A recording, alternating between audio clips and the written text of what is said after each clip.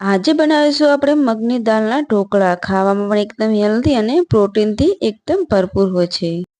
એના માટે આપણે 1 વાડકી મગની દાળ લઈશું ફૂતરાવાળી અને અડધી વાડકી ચોખા લઈશું. આ બંનેને આપણે સરસ રીતે ધોઈ અને 4-5 કલાક પહેલાં પલાળી દેવાના. પછી બધું પાણી નીકાળી દઈશું અને આ રીતે આપણે બધી દાળને મિક્સર જાળીમાં લઈ લઈશું. આ રીતે આપણે બધી દાળને મિક્સર જાળીમાં લઈ લઈશું.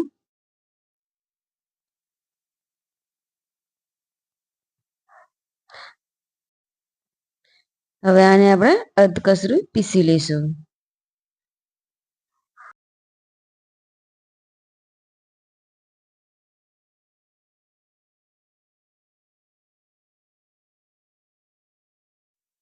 અધકચરી પીસી ગઈ છે. આમાં આપણે અડધી વાટકી જેવી પાલક લઈ લઈશું બાફેલી.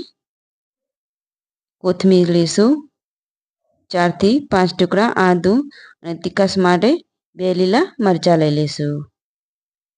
અને આને આપણે સરસ પીસી દઈશું એકદમ ઝીણું. આ રીતનું આપણે બેટર તૈયાર કરીશું. અને એક બાઉલમાં આપણે નીકાળી લઈશું.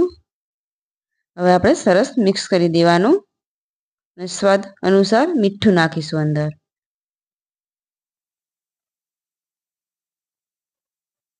મીઠું નાખીને પણ આપણે સરસ મિક્સ કરી દઈશું.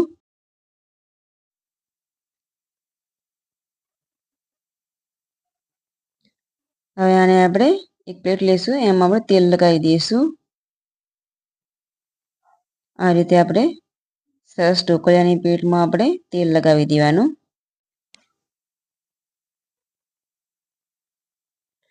હવે આપણે આ બેટરના 2 ભાગ કરી દઈશું, જેથી આપણે પ્લેટમાં સરખી રીતે આવી જાય. હવે પાણી પણ આપણું ગરમ થઈ ગયું છે, તો આમાં આપણે હવે ઈનો નાખીશું. અડધીનો આમાં નાખીશું અને સરસ આપણે મિક્સ કરી દઈશું. ઈનો નાખ્યા પછી આપણે તરત આ પ્લેટમાં ખીરાને લઈ લઈશું. આ રીતે બધું અમે નીકાળી દઈશું પ્લેટમાં. સરસ રીતે આપણે હલાવીને આને હરખું કરી દઈશું. બધી બાજુથી આ રીતે હરખું કરી દેવાનું. હવે આપણે ઉપરથી લાલ મરચાંનો પાવડર નાખીશું અને આ પ્લેટને આપણે ઢોકળિયામાં મૂકી દઈશું. ઢાંકીને આપણે 15 મિનિટ થવા દઈશું. હવે આને આપણે ચેક કરીશું. ચાકાથી આપણે ચેક કરીશું અંદર. હજુ થોડું કાચું છે એટલે આપણે થવા દઈશું. ફરીથી આપણે ચેક કરી લઈશું.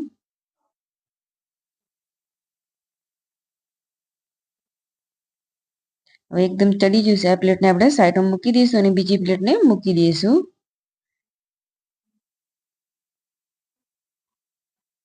આને પણ આપણે ચેક કરી લઈશું.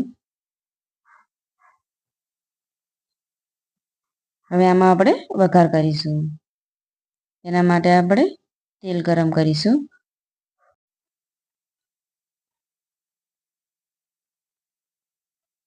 તેલ ગરમ થાય તો આપણે એમાં રાઈ નાખીશું, તલ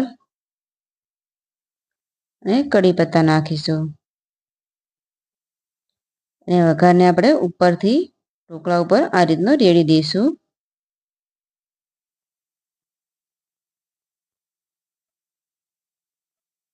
ઉપરથી આપણે ટોપરાની છીણ નાખીશું.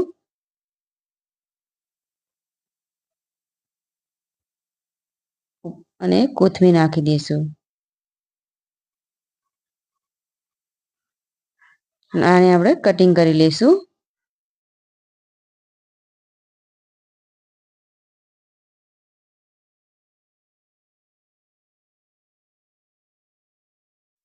કટિંગ થઈ ગયા છે, તો આને આપણે બહાર નીકાળીશું. આસાનીથી બહાર નીકળી જશે.